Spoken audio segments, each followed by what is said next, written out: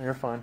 This morning, something I want to talk about is innovation. Anybody know what innovation means? Anybody? Innovation, creativity? New thinking. That's a good idea. That's basically what it is. Innovation, if I could define it in simple terms, it is the ability to imagine. It's the ability to imagine and creatively transcend new ideas. Now, when we read the first verse of the Bible, we read that in the beginning God created the heavens and the earth. That there is an imagination. An imagination, or a new idea, maybe not new to God, but new in form. An idea that when God spoke transcended something new. Right? In the beginning God created the heavens and the earth. Something I want to mention about that is not only did God transcend the heavens and the earth simply out of nothing, but He also did something very unique. When God created the heavens and the earth, He had in mind that this world would be a reproductive, creative world. That through His innovation, we would also have the ability to innovate and create new ideas. This is something that reflects the mind of God, the purpose of God in creation, and the purpose of man. To glorify God, to innovate new ideas, to imagine and transcend ideology and technology and all these different things. So God did this unique thing, and He did it through two means. There's natural reproduction, right? On the third day of creation, God separated the water from the land so the land may produce vegetation. In biology today, we call this something, we call it the plant life cycle. You guys know what the plant life cycle is, right?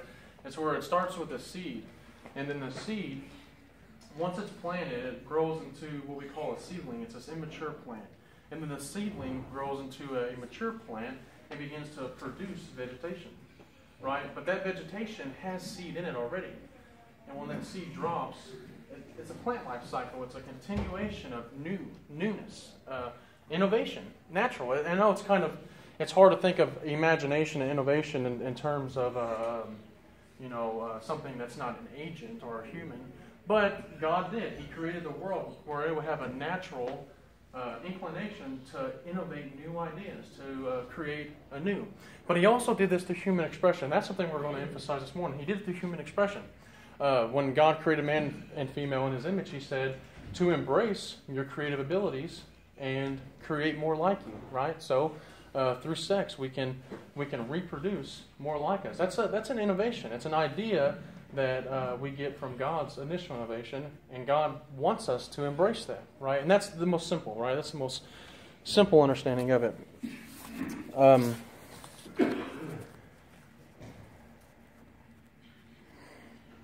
So He says, be fruitful, increase in number and multiply. But He also says to subdue the earth. That word subdue, the Hebraic etymology of that word, means to bring something into subjection to. So take control of it, right? God tells us to subdue the earth. To bring the earth's demands into subjection to our authority, and for it to accommodate for our human flourishing. So for instance, something we're all about today is efficiency. Right? We want everything to be more efficient, more time sufficient. We want everything to be more self-sufficient, so we build, machines and things like that. And we do that things for like farming, for our demands and cultures being so populated in inner cities. The idea of better railroads or better, ways to get into the city to bring produce in here is all about efficiency. It's about creating new ideas so we can be more of an efficient society. And God wants that from us. He wants us to subdue the earth. So innovation is something God purposed in every single one of us. It's something that I find very fascinating. Has anybody ever heard a message on innovation? I thought so. It's something that most pastors don't, and that's what I want to do. I want to be able to broaden a little bit your horizon, and you'll begin to like these other ones that I get into. Now, I want you to take a step back for a second. When God created the world, this is something we've already established, is that He created the world in which an element of this world we would elevate as people, as a culture, and transcend new ideas. And that's what God did in creation. Now, if you fast forward to today, you can see how innovation has been like a key enterprise to what has brought us to this point. From the compass, right? Something so simple from the compass that it gave a sense of direction in finding new land so we can cultivate and colonize, to modern technology that enables surgical doctors to be able to open up your chest cavity and give you a new heart. All these things have brought us to our understanding today, has brought us to the culture we have today, and even our social order. Now, this started from an idea. The origin of it started from God's initial idea, and we have carried that on to another idea, all the way into where we're at today. Now, there are three things I want to talk about this morning. They're all going to touch on different topics, but ultimately, what I want you to be able to get out of this is that innovation, it seems to be something that is intertwined in the fabric of human experience. Every single day, people are always looking for innovative ideas to do something, whatever it is. And I think it's something that's just part of our human experience. It's something that's our makeup. That's how we're wired to be able to do that. And I think God purposed that in us. Started with Adam and Eve. And also, it's not just for the Steve Jobs of the world. I think the church should be the embodiment of innovation. We're the people who embrace God as the great innovator, right? And I think the church, it's for you, too. It's for you. It's for us. Innovation is something we should embrace. It's something that we should, as a church, contribute to. But the first point I want to make is there's good and bad innovation. Good being always, in the Bible, good innovation always contributes to human flourishing. And that's the purpose for it. It's always contributing towards community progress and human flourishing. And bad innovation is more self-gratifying. It's something more towards self, and it actually hinders community progress. And I want to give you an example of a bad idea. When Moses was on the mountaintop with God, after Moses had led the Israelites out of slavery, the Israelites began to get anxious and impatient with God. So, anybody know what they did? Golden calf. They built a golden calf and began to worship and contribute and credit to it what God did. Now, this ended, traumatically because 3,000 people were slain. And we would recognize something like that as a bad idea.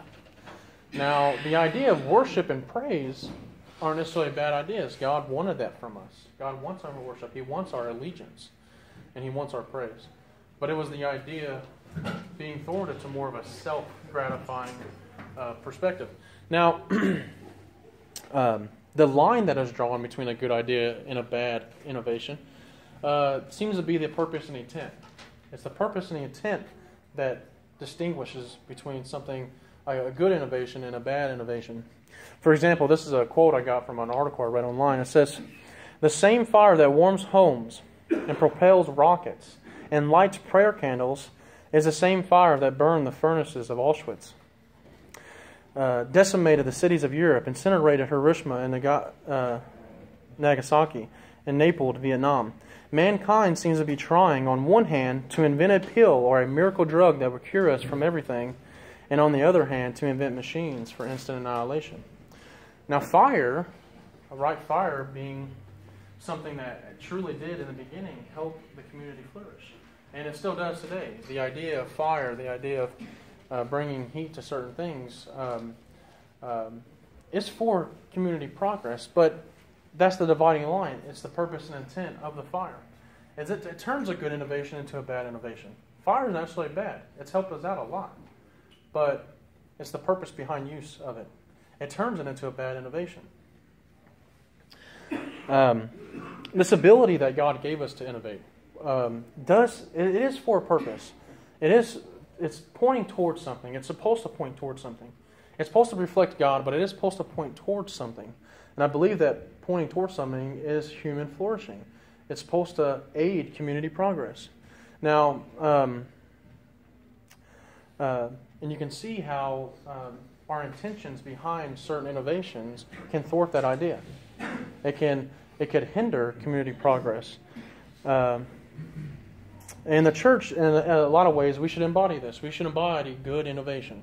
And we have in a lot of ways. It was the church, it was the Christian idea to bring forth hospitals, orphanages, places like the Rescue Mission, for people going through tough times. And these were church ideas, and these are good innovations. And the reason being because these contribute to human flourishing. They contribute to community progress. That's the first point. The second point is how innovation shapes cultural identity. We've seen this in ancient Greco-Roman period. In that period, we have literature that shows how they were the first people who applied reason to the external world. And that's why we see the first really detailed naturalistic images of a human being in the form of a sculpture. But something more relevant to us is the Bible. The Bible is something that has truly influenced the identity of American culture. And I'll give you some reasons. But this book, you guys understand that this book wasn't all like written together. These are like separate manuscripts and testimonies that were collected over a period of time in the early church, and then they canonized. This is the canon. This is a closed canon of the Scriptures. And now I don't think that the canonizers, if I can say that, had in mind that this book, this innovation of collecting these together as one book, as one historical statement of faith, would infiltrate the minds of people so greatly as it has today, especially in the Western culture. And I might be wrong, but the idea of these written testimonies of Jesus' followers being brought together, it may have been one of the greatest innovations that has contributed to the cultural identity in America today. And I'll give you some...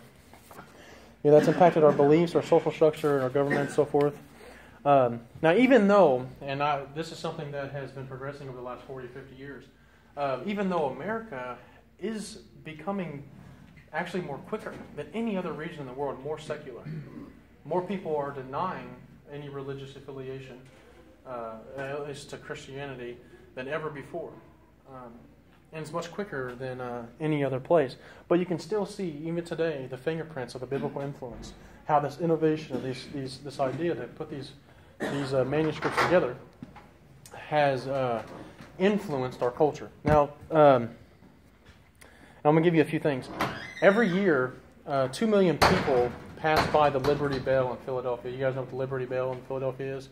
It's a historical monument that was placed there for multiple reasons. But every year, 2 million people pass by that, see it. And what they see on the bell is an inscription. And the inscription says, "Proclaim liberty throughout all the land and to the inhabitants thereof." This inscription comes directly from Leviticus 25. When the President of the United States takes oath at his inauguration to be in the office as President, he puts his right hand in the air to take an oath, which is a biblical principle, and then places his left hand on the Holy Bible. Now that's our presidential, election. That's something that's really big in our culture in America. When Martin Luther King gave his famous "I Have a Dream" speech, he said this. He said, "We will not be satisfied until justice rolls down like waters and righteousness like a mighty stream." Those words they come directly from Amos chapter 5. The history, the Bible's influence in the American history seems to be something that we just see evidently. It's something evident in our culture.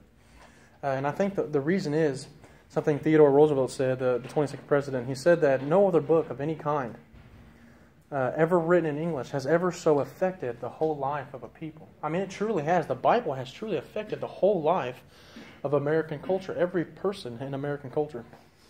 George Linebeck, former professor of theology at Yale University, he described the Bible in American culture this way. He says, "Its stories, images, conceptual patterns, and turns of phrase permeated the culture from top to bottom." He said that this was true even for illiterates and those who did not go to church. He said, "For knowledge of the Bible was transmitted not only directly by its reading, hearing, and ritual enactment, but also indirectly by an interwoven net of intellectual, literary, artistic, folkloric, and proverbial traditions." He says this, he says, "There was a time when every educated person, no matter how professedly unbelieving or secular, knew the actual text of Genesis to Revelation." Now, this is just an American culture. This is just the youngest country in the world and not even predominantly the biggest. How much the Bible has affected our culture. And we can say, a lot of that's because the founding fathers had a biblical disposition, but we can see how the Bible has influenced our identity today, even though we're still moving towards a secular society. Now, but Christianity is more diverse than that. Christianity, if you really look back and see the broad spectrum of this innovation of the Bible, Christianity is real diverse. It's actually one of the most diverse religions in the world. And for example, in Africa, in the 1900s, there was only 8.7 million adherents to Christianity. Now there are 390 million Christians in Africa. In China, there were only 4 million Christians. Now that number has reached close to 67 million. And I think that's because the Bible is really receptive. And it speaks to everyone in any culture, any tradition.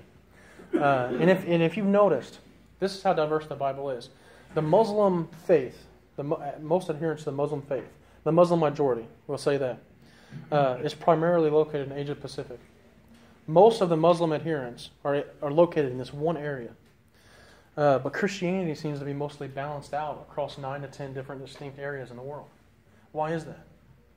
I would say the reason because the Bible and its content speaks to every single culture. It says something to any person. And I think that was something that this idea of bringing these texts together has so affected the world and is continuing to affect the world around us, not just in America today. And this is my final point. I'm going to be quick. My final point is that when God innovates, they have a certain trend to Him. They're always for a specific purpose. And I believe that trend is to reflect His image. It's to bring a society or a people back to reflect His image. Just like in creation, it was something to reflect God's image, for God's glory. And now the next innovation, I think the next great innovation was the gospel of Jesus Christ. And the purpose or the trend is to bring people to reflect God's glory, to bring people back into reconciliation with Him. And that's what God's innovation. So we can kind of see, if we innovate, we can kind of mimic what God innovates, right? And what His purpose of it was for, and was ultimately for His glory. In business, they would define innovation as something that creates value. In entrepreneurship, they would define innovation as something that brings wealth. Economists would say innovation is something that improves the way we live. But for God, what creates the most value, what brings the most blessings and riches, what provides true satisfaction, is when an innovation can effectively transform the life of another person, can bring cultural renewal, can bring restoration in the life of another. The city of Corinth, before Paul arrived, many of us would look at that city, at least for its time, and say, yeah, that's a pretty well-established society. Right? They were governed. They were very, very wealthy. They had a lot of structures. They far surpassed most surrounding areas in architecture and reason and things like that. They had entertainment, they had coliseums and things like that. So, we would say that they were a very well-established society, a very well-established community. But when Paul arrived here, he's seen that they were missing something. They were missing an element of what it meant to innovate. No matter how big these buildings became, no matter how rich they prospered, they missed something. He's seen that they needed healing, they needed restoration, they needed forgiveness. And they needed reconciliation with God. This is an element of the human life that the Corinthian people lacked access to, even though they were great innovators for their time. They lacked access to what innovation is all about. And that is reconciliation with God. It's relation with God. Innovation is actually supposed to point towards God. I'm almost done, guys. This is probably the quickest I've ever been. So, when Paul left this city, he first went to the city about 10 years after Jesus' resurrection. Now, when Paul left the city, he wrote a letter. And in this letter, he started this letter off by saying, I always thank my God for you because of His grace given you in Christ Jesus. For in Him you have been enriched in every way. God is faithful, who has called you into fellowship with His Son, Jesus Christ, our Lord. When Paul went to the city, he turned the city upside down. This city was known for its public prostitution. It was known for its It's immoral behavior. It's polytheistic beliefs, and it's humanistic beliefs. How man should be able to satisfy whatever he wants. Right? It's really perverted. But when Paul came here, he came with a message. I think this is what God's innovation. This is the trend. This is the trend. God's innovation of the gospel kind of reflects what He did in creation. And this is where God had another idea. God he had another innovation, and that innovation was to restore His people into what they were supposed to be all along. In creation, praise God, brother. In creation, man was already full and good, right? God said, and it was good. We don't know if He was talking about the actual essence of man, but we can say that whatever God did there, when He finished His work of creation, He rested. And He thought what He did was good. He succeeded in what He had planned, His innovation. Now,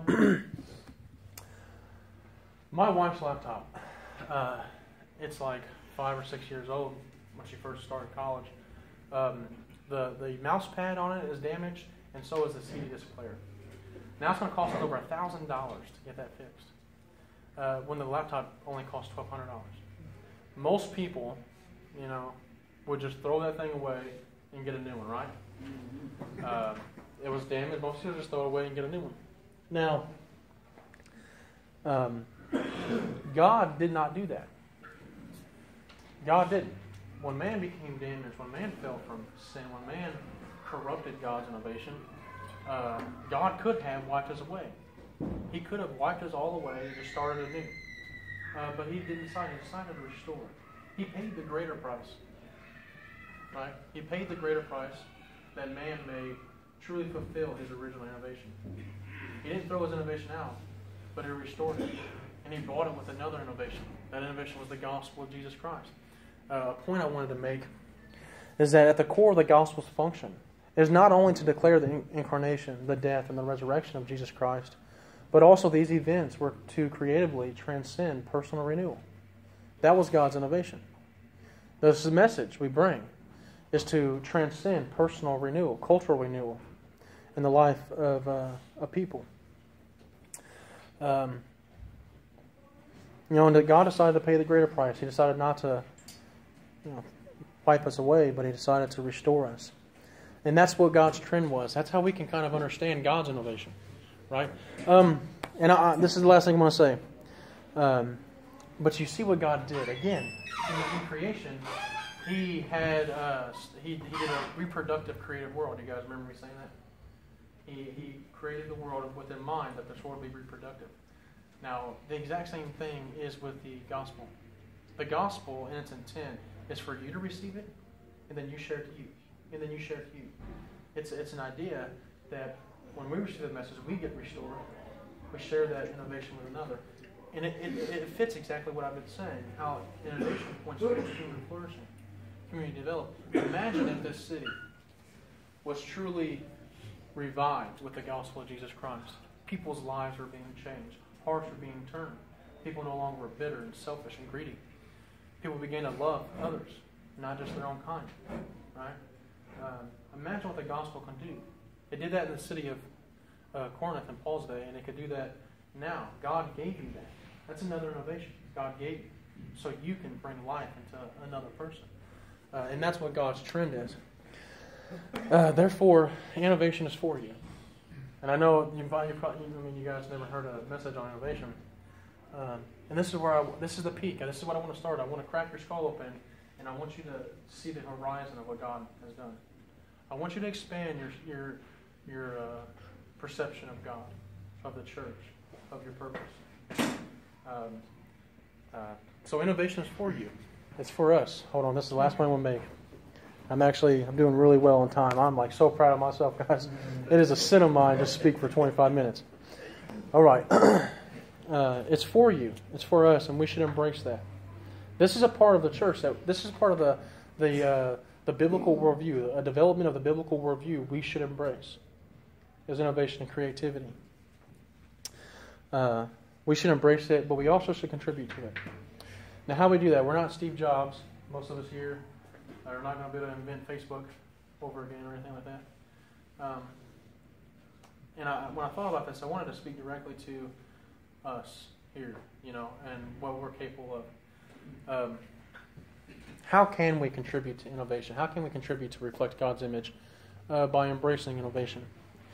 Here's a way. You can be an alternative society. Not like the Amish. The Amish isolate themselves from culture. We are to actually go into culture and renew culture. But you can be an alternative society. Be a people who truly live a life that reflect Jesus. Live the teachings of Jesus. The Christian life doesn't call us to believe different things. It calls us to be different kinds of people. We need to be an alternative society. That's one way we can contribute to God's innovation of the gospel of Jesus Christ. Two things had happened when I got saved. It was a reason based, it was an intellectual thing. But it was also, I had to see that in other people. I had to find a group of Christians who these claims of the Bible became true to them in their lives. The Bible came to life in another person. When you can do that, when you can be that alternative society, it impacts the world. It brings the gospel into the culture, and it doesn't isolate from the culture. I heard someone say one time that we need to be a subculture, but not like the Amish, right? The Amish don't have an attitude. We need to be a subculture with an attitude, right? Not only are we refraining from the cultural narrative of today, but we're also saying you're wrong and you need to come join our culture, right? We need to be a subculture with an attitude. But you need to be an alternative society. And the second thing is you need to have a faithful presence. You need to have a faithful presence in the culture. And what do I mean? I mean this. You need to show integrity in your work. This is something that I had to show in my work. My non-Christian days kind of carried into my Christian days, and I began to see how my integrity didn't really change. I didn't really care much about what I was doing. It was kind of, when I could, I would slack off, and when I could, I would just do what I needed to do. I never went above and beyond. But something we need to be is we need to show integrity in our work and the things we do. We need to show that we truly care about things we do, the things of God, right? We need to love each other. Paul spoke of that you don't need to just love your brother, because everybody else does that. The unbelieving loves the unbelieving, the doubter will love the doubter, and the believer will love the believer, but they're not loving each other. We need to be a people because Jesus was a friend of sinners. He loved sinners. He came for sinners. He came for all people. Anybody who needed healing, and that's all of it, right? But we need to love each other. We need to be able to create an environment in our life where we're loving on believers, doubters, and skeptics. We need to be an open environment where we're inviting those people to church, where we're having that faithful presence around them. The last thing is we need to be a light. We need to be a light to the world, right? Remember Jesus said, a city on a hill? The seventh message I'm going to give in the seventh week is going to be what that means. What does a city on a hill truly look like? But as of right now, we need to understand that to truly contribute to the innovation of God's creation, of our idea of the gospel to bring cultural renewal, we need to be a light in the world. When you walk into the room, you need to be the lamp in the room. You should shine the light of Christ on other people, and you do that by loving and stuff like that. You need to freely give. Many of us here don't have much to give, but it's not about really how much you give. It's about giving yourself to another person. The Bible says that true love is this: for you to lay down your life for another. That's true love. That's what Jesus did. He laid down his life for the church. You need to be a person who can freely give herself to another, and truly elevate the interest of another. To get under another person, bring them up, lift them. That's one way. That's another way we can do this. Have a faithful presence in the world. And lastly, you need to share your story. Many of us today are prideful, or maybe we don't necessarily truly believe the things of the gospel, but you need to be able to share your story with another person. And I don't mean just go around. See what I do? I actually do go around, so maybe I do mean this, but I do go around and I approach strangers and tell them, I was like, hey, maybe I can share something with you about my life. Maybe you want to hear it. So, you can't never go wrong if you're in something good. Most people don't get that. When's the last time who's 60 and older? Give me a hand. 70 and older? 65? Who's the oldest guy here? 65? 67. Anybody older than 67? Okay. I didn't point at you because I thought I just thought you were there. 67. What's your name? Don. Don. When's the last time someone randomly came up to you and told you that Jesus loves you?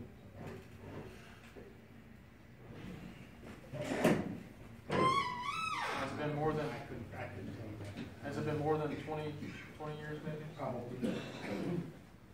What's going on with that? The last time someone told me that Jesus loved me was about 6 years ago. Some random older gentleman came up to me and said, "Hey, you know Jesus loves you?" And I was like, "That's cool, man." I was an unbeliever around that time. But we need to share our story, guys. You wanna see the world change. You wanna do that. Love one another person, lift them up, care about their interests, bring cultural renewal, personal renewal in someone else's life, like Jesus did. You do that by sharing your testimony. It's a faithful presence. Have a faithful presence. And that's the way we can contribute to innovation, right? Sure. Praise God. All right.